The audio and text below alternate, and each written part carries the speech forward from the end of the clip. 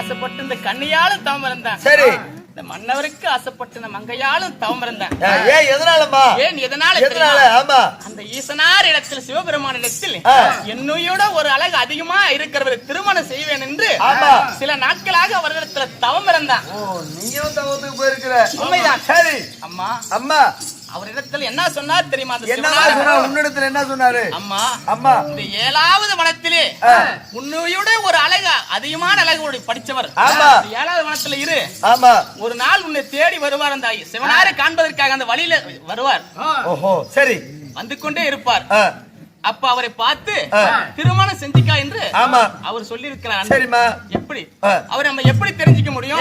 எப்படி தெரிஞ்சுக்க முடியும்? அவர் எப்படி அடையாளம் எப்படி காண்பது? எப்படி ஆயிரக்கணக்கான பேர் சிவனை கோரி வந்திருப்பாங்க. ஆமா. சரி, அந்த ஆளு யாருன்னு நம்ம கண்டுபிடிக்கிறது? ஆமா, அவர் குருநாடு குருகுலம் குந்தையம்மா என்ற புதல்வர், இருவருக்கு இளைவனாகி இருவருக்கு மூத்தவனாகிய ஆளால் அழகு மன்னன் அர்ஜுனன் தான் அந்த வழியில வருவார்.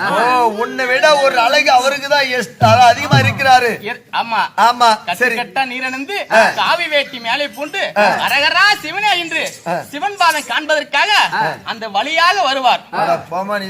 அது மட்டுமல்ல, காய்க்காத மரமெல்லாம் அவர் அந்த 7வது வனத்தில் அடி வைத்து விட்டால் காய்க்காத மரமெல்லாம் காய்த்து விடும். பூக்காத மரமெல்லாம் பூக்காத மரமெல்லாம் பூக்கு இருக்கும், காய்க்காத மரமெல்லாம் காத்திருக்கும். எங்க பார்த்தாலும் வெறும் கொக்கு கொக்கா கொக்கு கொக்கா புதமா இருக்குது. பட்டு போன மரமெல்லாம் செலுசெலுப்பா இருக்குமா? போன வாரம் மழை பெய்யுது, அதனால இப்ப முக்கு முக்கா இருக்குது. ஆமா, செலுசெலுப்பா இருக்குமா? நம்ம அந்த 7வது வனத்துல அவர் அடி வைக்கின்ற போது அனைத்து விதமான கல்சேவல் கூகும். இதுதான் அடையாளம் தெரிஞ்சுக்கா அப்படின்னு சிவனார் இடத்துல சொல்லி இருக்கிறார். அதே போல நம்ம 7வது வனத்தில் நின்று கொண்டிருக்கலாம்.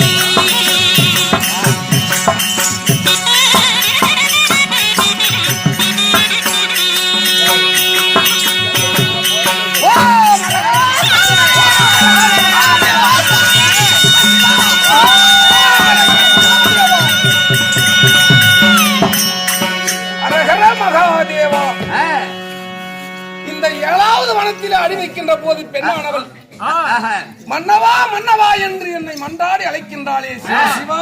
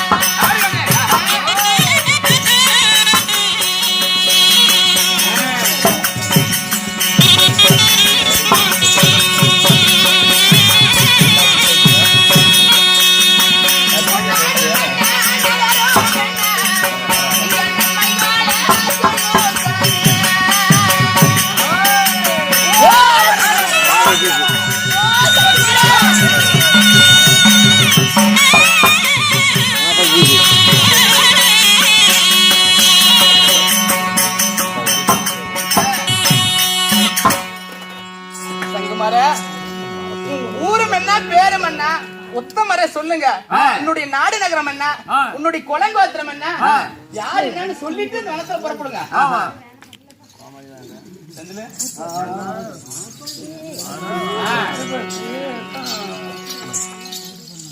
அம்மா கட்டு கட்டா வேஷம் போட்டு கட்டு கட்டா நீரிலிருந்து காவி வேட்டி மேலே போன்று அரகரா சிவசிவா என்று நம்ம 7வது வனத்துல அடி எடுத்து வச்சிருக்கிறாரு. அவரு நாடு நகரம், அவரு குளங்கோத்திரம் பூரா விசாரிச்சுட்டு வா, அனுப்பிச்சுடலாம். ஐயா, எங்களுடைய 7வது வனத்தில் போயிட்டு இருக்கிறீங்களா சுவாமி? உங்களுடைய ஊர் என்ன, பேர் என்ன, தீவிரமா சொல்லிட்டு நீ அவர் போயிட்டு இருக்கலாம். அப்படியா? ஆமா. இந்த 7வது வனத்திலே நான் வருகின்ற போது என் நாடு நகரம், என்னுடைய உற்றார் உறவினர், என்னுடைய தாய் தந்தைகள் அனைத்தும் சொல்லிவிட்டுதான் நான் புறப்பட வேண்டும். இந்த வனம் உனதேவா? எனதுல கேட்கக்கூடிய வழக்கம் அப்படி. அப்படியா? யாரை பார்த்தாலும் அப்படிதான் கேட்கணும். யாராவது புதியதாக சென்று கொண்டிருந்தால் நீ யார், எந்த ஊர் என்று கேட்பது வழக்கம். புதுசா புள்ளிகளை வர இப்ப நான் யார் தெரியுமா? அதுக்குதான்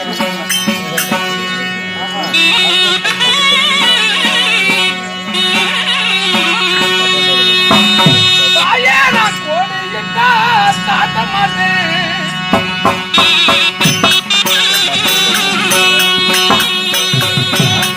தாயே, நான் குருகுலத்தில் ஒரு தாயே.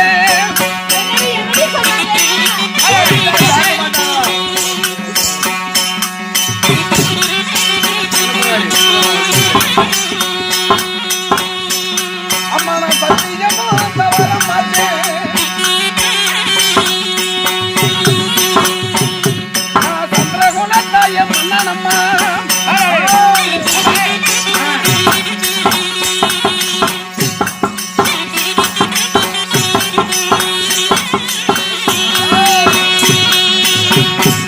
நான் குருநாடு குருகுலம்மா.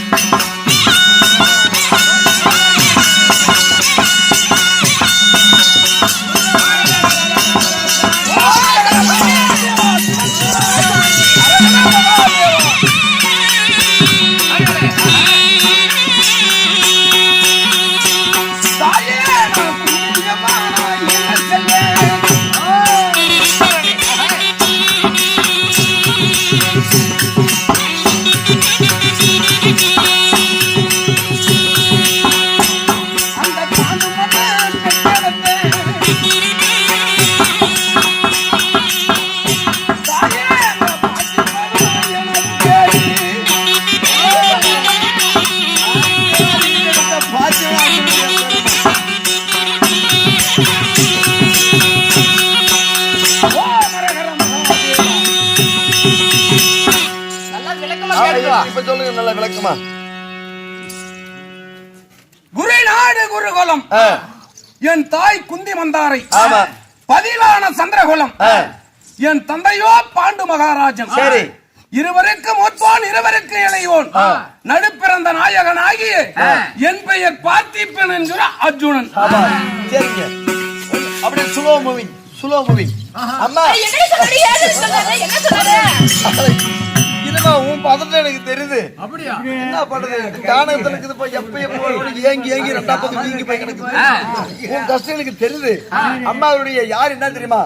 குருநாடோ குருகுலம். எங்க பரதாக்கு மேடியா குருநாடோ குருகுலம், குந்தியின் புதல்வர்கள், பதிமான சந்திரகளோ பாண்டவரோட 5 ராசாக்கள்.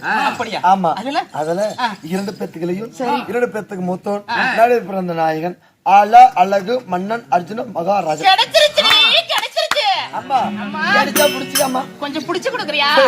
நான் எப்பயுமே பிடிக்கிறதில்ல, நீ எனக்கு பிடிக்கிறதில்லம்மா. நீயே போய் பிடிச்சிக்க. நம்ம ஆசை இன்னைக்கு நிறைவேற போகுது. எப்படி? ஓ சங்கமாரே